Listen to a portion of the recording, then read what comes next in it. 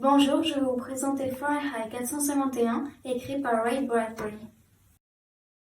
Ray Bradbury est un écrivain américain qui est né en 1920 et mort en 2012. Il s'est illustré dans les genres littéraires du fantastique et de l'anticipation. Il a publié son premier roman nommé Script à l'âge de 17 ans. Il est particulièrement connu pour ses chroniques martiennes, écrites en 1950, L'Homme illustré, qui est un recueil de nouvelles publié en 1951, et surtout pour Fahrenheit 451. C'est important de tenir en compte le contexte historique. Fahrenheit 451 a été publié pour la première fois en 1953, c'est-à-dire en pleine guerre froide. La Seconde Guerre mondiale avait fini quelques années auparavant avec la destruction de Hiroshima et Nagasaki par des bombes nucléaires. À l'adolescence, Bradbury a été horrifié par les autodafés perpétrés par le régime nazi en Allemagne et, plus tard, par la campagne de répression politique de Staline, au cours de laquelle des écrivains et des poètes, parmi tant d'autres, ont été arrêtés et souvent exécutés.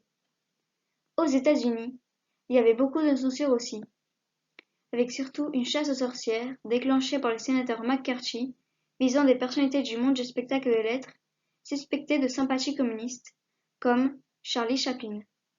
En effet, dans une interview, Bradbury a déclaré qu'il avait écrit ce roman en raison de ses inquiétudes au sujet de la menace d'incendie de livres aux États-Unis et aussi pour la façon dont les médias de masse réduisent l'intérêt pour la lecture de la littérature. C'est dans tout ce contexte que Ray Bradbury a écrit Fahrenheit 451. Fahrenheit 451 appartient au genre littéraire de la science-fiction. Ce roman est considéré comme une dystopie. C'est un récit qui déroule la vision pessimiste d'un futur sombre et totalitaire. Et c'est aussi un roman d'anticipation. Il s'agit d'un genre majeur de la science-fiction qui se propose d'imaginer comment sera notre monde dans un avenir plus ou moins proche. Il porte un regard sur l'aspect humain, social et politique. L'histoire se déroule dans un futur indéterminé, pendant une semaine à peu près, dans une ville américaine moyenne non spécifiée. Le titre du livre, Fahrenheit 451, est une référence à la température à laquelle le papier s'enflamme et se consume. Le roman est divisé en 3 parties. Le premier chapitre s'appelle Le foyer et la salamandre. Le deuxième s'appelle Le tamis et le sable. Et le troisième, L'éclat de la flamme. Je vais faire un bref résumé des 2 premiers chapitres. Dans cette société future, les gens y sont surveillés en permanence. C'est une société totalitaire car les habitants n'ont pas le droit de penser par eux-mêmes. C'est la raison pour laquelle on ordonne aux pompiers de brûler tous les livres. Dans cette société, on aime vivre dans une atmosphère confinée et sombre. Les citoyens n'ont pas de sentiments, ou ils les répriment. Ils ont des relations superficielles. Les gens ne s'intéressent pas à la nature. Les panneaux publicitaires sont géants. De plus, le pays est en menace de guerre et ils ne s'en soucient pas. Le personnage principal de Fahrenheit 451 est un pompier nommé Guy Montag. Au début de l'histoire, il se contente d'obéir aux ordres. Guy Montag vit avec sa femme Mildred qui se satisfait de plaisirs éphémères en regardant toute la journée des programmes vides de sens sur les murs écrans de leur salon ou en s'isolant derrière le bruit des coquillages qui sont en une sorte des écouteurs. Un soir, en revenant de sa caserne, Montag rencontre dans le chemin Clarisse, une jeune fille de 17 ans qui lui fait voir le monde et la vie avec un regard nouveau. Elle lui demande s'il lui arrive de lire les livres qu'il brûle et s'il est réellement heureux. À partir de ce moment-là, notre héros commence à se poser plein de questions sur pourquoi il doit brûler des livres. De plus, il se rend compte du malheur de sa femme qui a essayé de se suicider à plusieurs reprises et de la vie qu'il mène, c'est-à-dire sans aucun sens. Puis, Montag commence à cacher des livres chez lui et à les lire. Mais comme il n'arrive pas à les comprendre, il sollicite l'aide de Faber, un professeur d'anglais qu'il avait rencontré auparavant. Montag, contrarié, affiche un comportement de plus en plus suspect à la caserne. Il songe et s'interroge sur ses sentiments et sur son métier.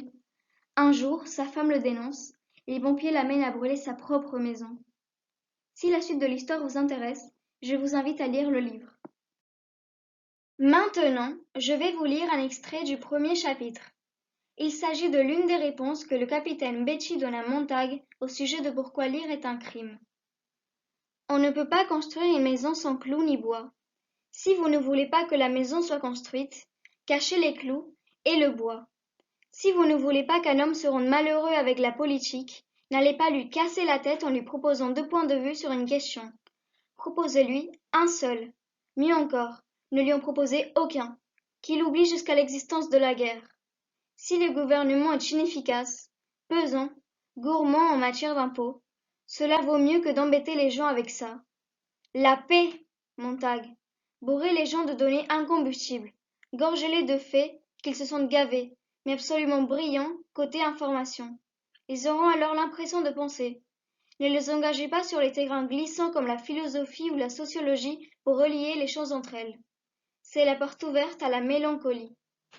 Les adaptations du roman comprennent un film réalisé par François Truffaut en 1966, des adaptations pour théâtre, pour bande dessinée, jeux vidéo, et dernièrement un téléfilm produit par HBO et réalisé par Ramin Barani en 2018.